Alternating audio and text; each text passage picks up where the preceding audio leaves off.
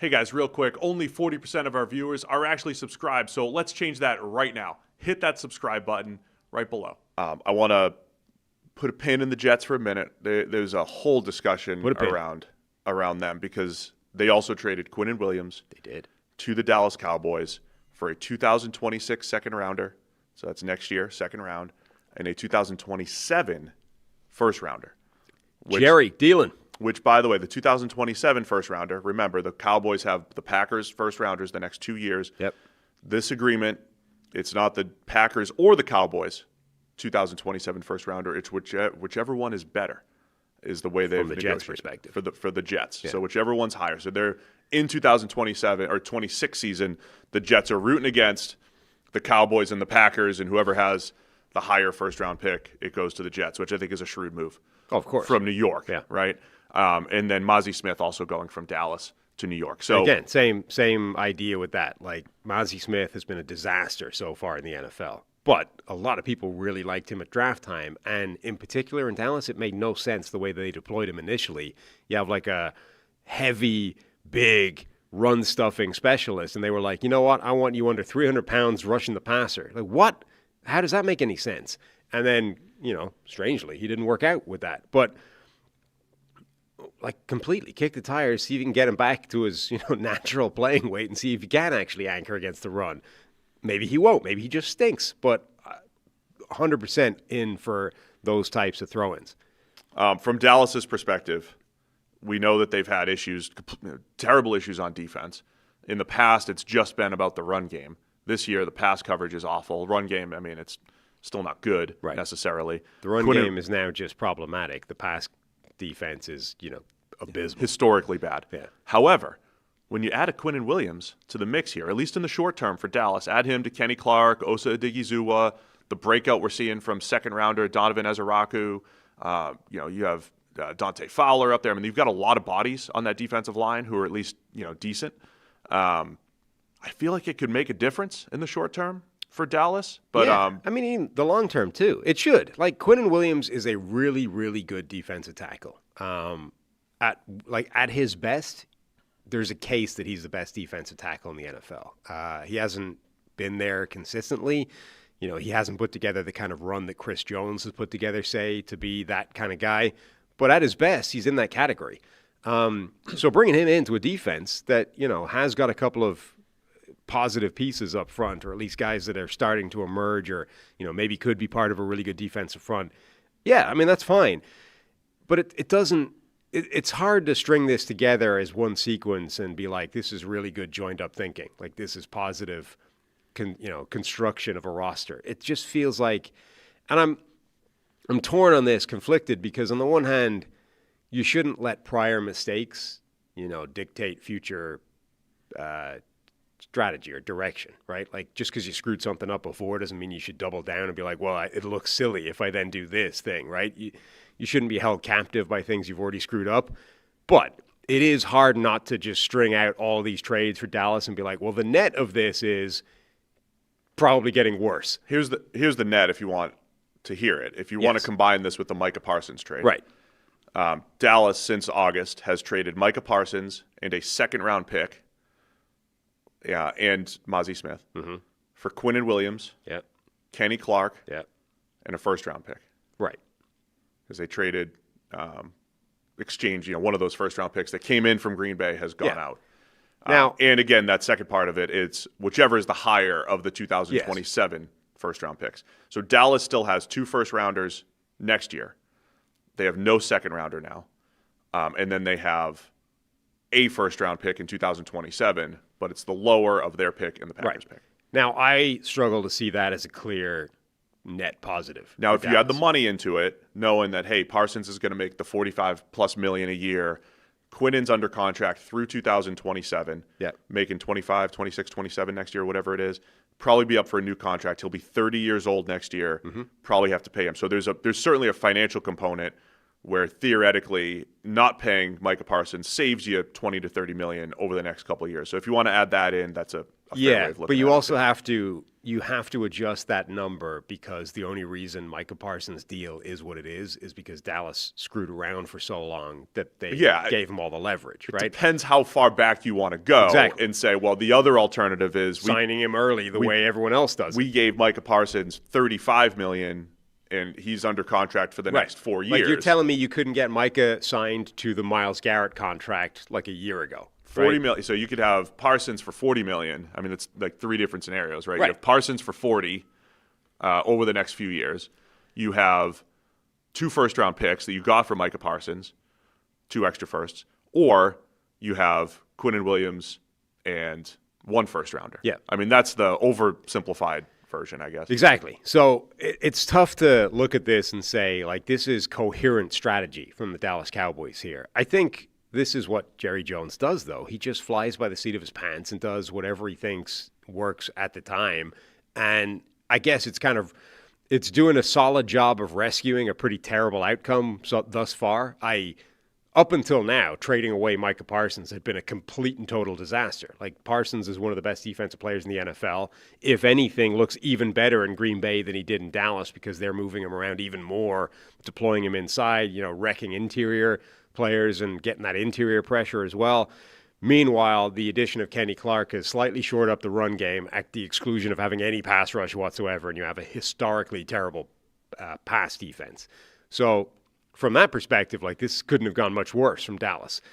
So it's, I think, a pretty solid job of rescuing that, i.e. we're bringing in a guy that does have, like, best defensive tackle in the NFL ability, and all it's doing is getting us back to, like, square, say, with the the picks that we're giving up and getting back and all that kind of thing. But you look, so the immediate, like, if you take it just in a vacuum, it's not a bad deal from Dallas's point of view. It's only when you start to add in the broader context, you're like, well, what are we doing overall? Yeah, the difference between this one, I think, for the Cowboys and say what the Colts have is, Sauce Gardner, younger, and tied up for a longer time. As far as the contract goes, Quinnen Williams. And you didn't trade away a good corner before you did it. No, that too. Quinnen Williams becomes a free agent in 2027 when he'll be 30 years old. So I know that's ancient. For perspective, DeForest Buckner is currently 31. Chris Jones is currently 31. They're both still very good players. You could argue maybe Chris Jones' production has taken a hit, but I don't think anybody's looking at him thinking, oh, he's plodding and over the hill and whatever.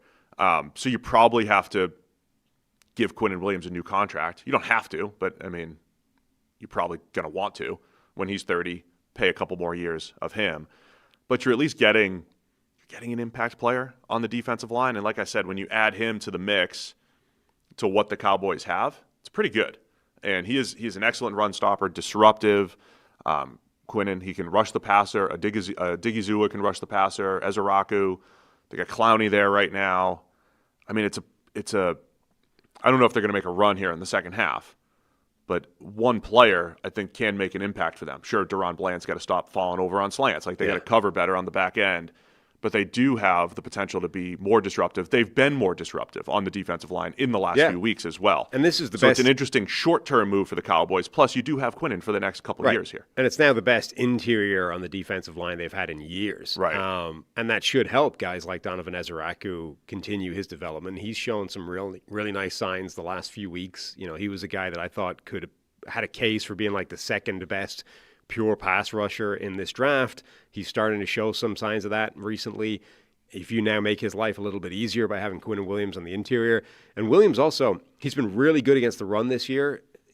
Again, in his past, he's been phenomenal as a pass rusher as well. That hasn't really been there the last couple of years as much. He's sort of had a little bit like Sauce, like his elite years or a couple of years before. But he's been very good this year.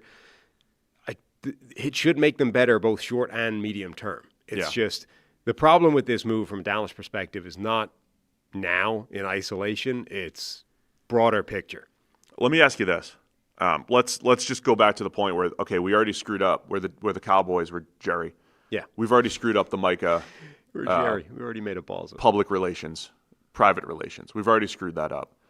Would you rather have the 2 first-round picks over the next 2 years? Or would you rather have? Would you rather give up a 2 and a 1 and have Quinnen Williams?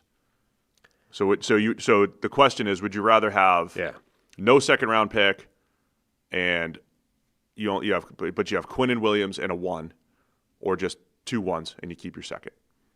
2 first round picks or Quinnen Williams and a 1, simply. Yeah, probably Quinnen Williams. Just because I don't know if you can, are you going to do better than that in the draft?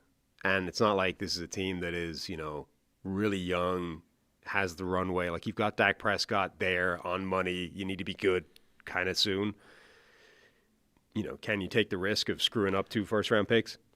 And we'll talk about that from the Jets' perspective in a minute. The other dynamic here, and where the Jets, I think, make out really well, the second rounder for this year for Dallas, right? They're 3-5-1 right now. We're talking that could be pick 40, could be pick 44. Like, it's the top half of the second round probably for this year. And then the 2027 first rounder, it's, maybe the Cowboys and Packers are both great and they both make the playoffs, but we know anything can happen in the NFL. If just one of those teams slips up in 2027 and the Packers, Jordan Love gets hurt and the Packers are picking in the top 10 or whatever it might be, right?